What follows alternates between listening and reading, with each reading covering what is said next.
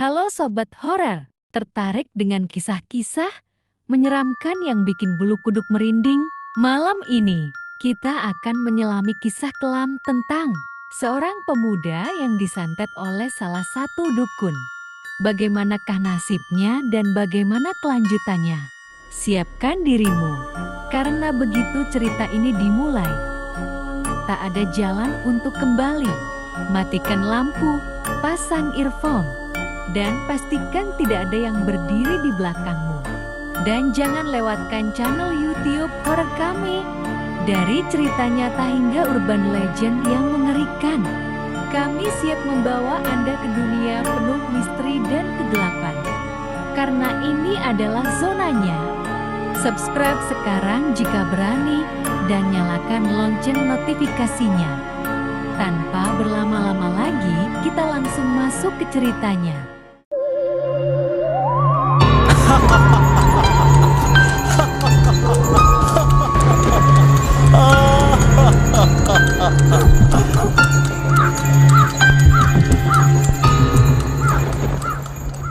Teror dukun santet. Di sebuah desa terpencil, hidup seorang wanita tua bernama Embok Sari. Ia tinggal sendirian di sebuah rumah reot di pinggiran desa, dekat hutan. Orang-orang percaya bahwa Embok Sari adalah seorang dukun santet. Sudah banyak kejadian aneh di desa sejak ia tinggal di sana. Warga sakit mendadak tanpa sebab, ternak mati secara misterius. Bahkan beberapa warga menghilang tanpa jejak. Namun, tidak ada yang berani mengusirnya. Konon, siapapun yang mencoba mengusik Embok Sari akan mengalami hal mengerikan. Suatu hari, seorang pemuda bernama Jaka bertengkar dengan Embok Sari. Ia menuduh wanita tua itu menyantet ibunya yang tiba-tiba jatuh sakit. Dengan penuh emosi, Jaka berteriak, "Pergi dari desa ini, Embok. Kami semua tahu kau penyebab semua kesialan di sini." Embok Sari hanya menatap Jaka dengan senyum dingin. Ia berbisik pelan, "Kamu akan menyesal." Nah, malamnya, Jaka mulai mengalami kejadian aneh. Saat hendak tidur, ia mendengar suara gemerisik di atap rumahnya.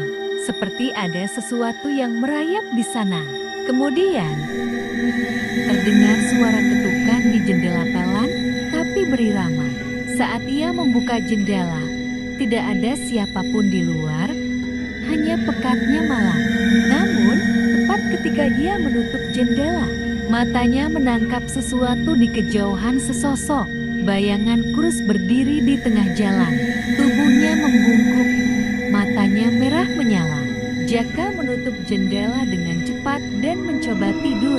Namun, tepat saat ia mulai terlelap, sesuatu yang dingin dan berlendir menyentuh kakinya.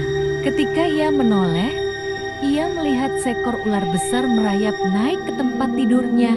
Ia menjerit ketakutan, tetapi saat lampu dinyalakan, ular itu menghilang, seolah hanya ilusi. Kejadian aneh terus berlanjut. Pagi harinya, Jaka menemukan paku berkarat di dalam makanannya. Setiap malam, ia mendengar suara bisikan di telinganya. Suara yang berulang kali berkata, "Kau akan mati." Tubuhnya semakin lemah, wajahnya pucat, dan ia sering muntah darah tanpa sebab. Keluarganya membawanya ke dokter, tetapi hasil pemeriksaan menunjukkan bahwa ia sehat-sehat saja. Seorang tetua desa akhirnya menyarankan agar Jaka meminta maaf kepada Embok Sari.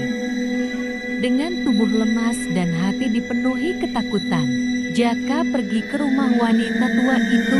Di depan rumahnya, ia melihat Embok Sari sudah menunggunya, duduk di kursi tua dengan tatapan penuh kemenangan. "Sudah kau rasakan akibatnya?" tanyanya dengan suara serak.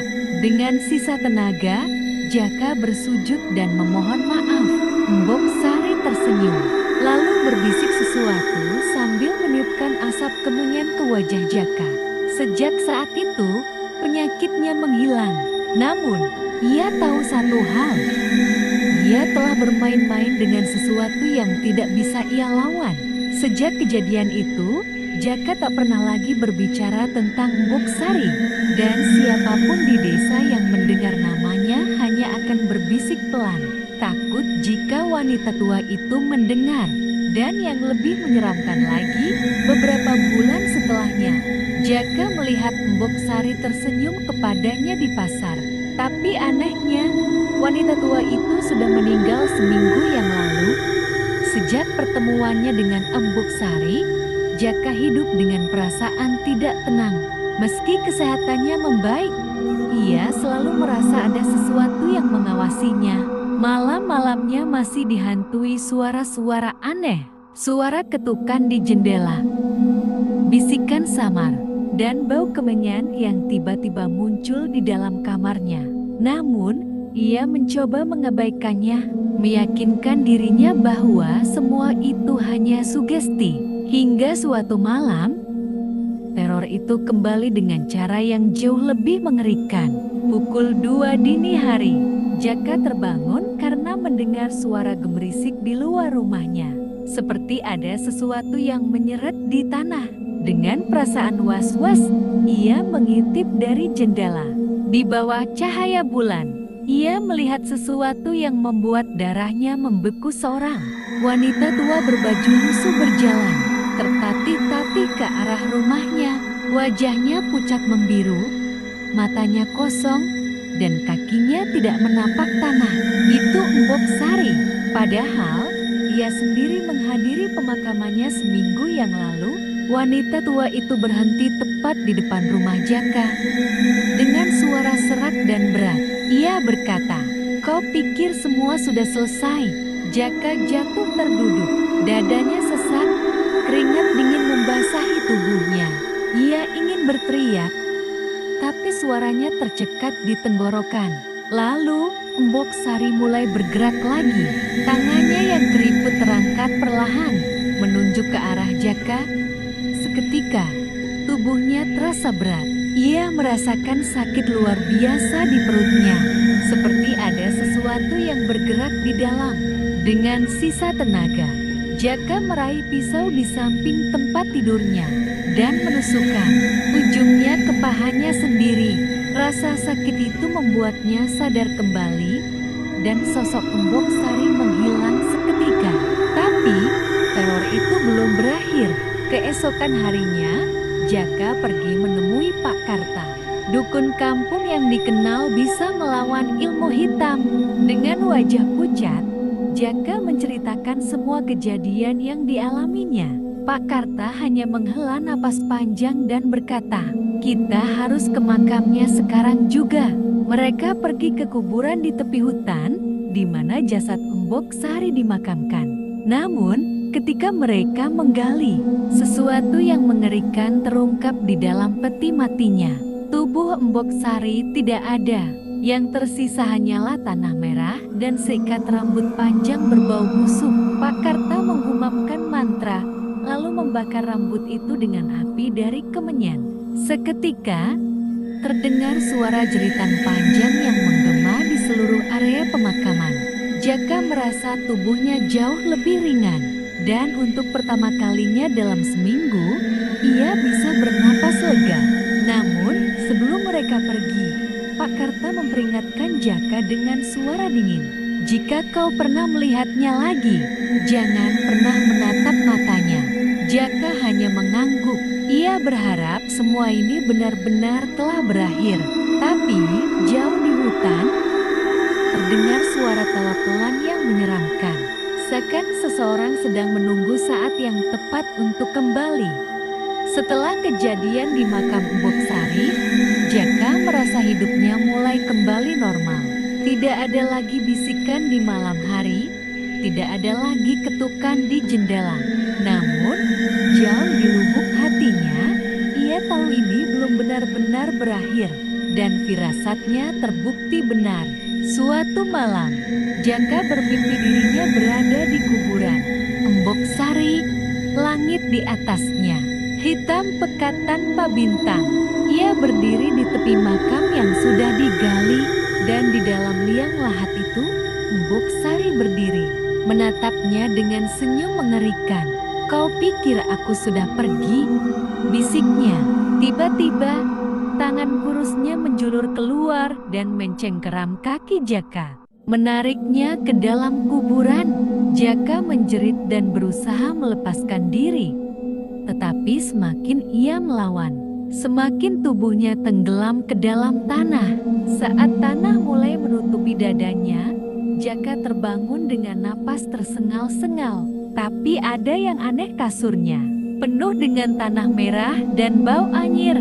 Darah menyengat di udara. Ini bukan mimpi biasa. Ketakutan yang selama ini berusaha ia kubur mulai menyeruak kembali. Tanpa berpikir panjang, ia bergegas menemui Pak Karta. Saat Pak Karta melihat wajahnya, ia hanya menghela napas berat. Dia masih mengejarmu, katanya. Pak Karta lalu mengambil sebatang dupa dan menyalakannya. Asap putih mengepul di udara dan ia mulai merapal mantra. Kemudian, ia menatap Jaka dengan tatapan serius. Malam ini, dia akan datang untuk yang terakhir kali. Jika kau ingin hidup, ingat satu hal, jangan pernah menatap matanya. Jaka hanya mengangguk, meskipun jantungnya berdegup kencang.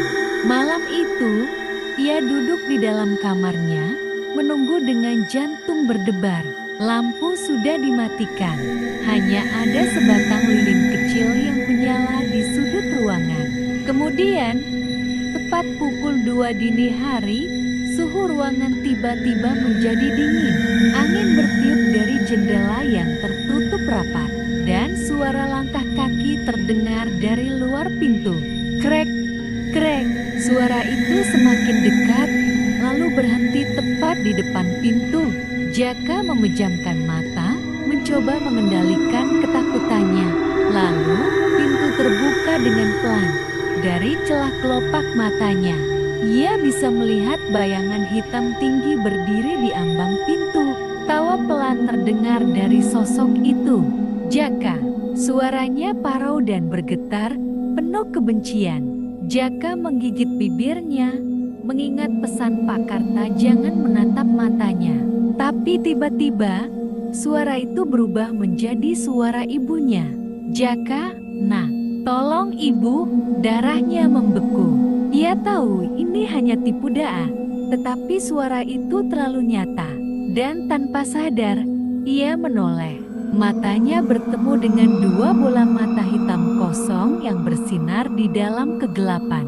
Dalam sekejap, tubuhnya terasa seperti membeku.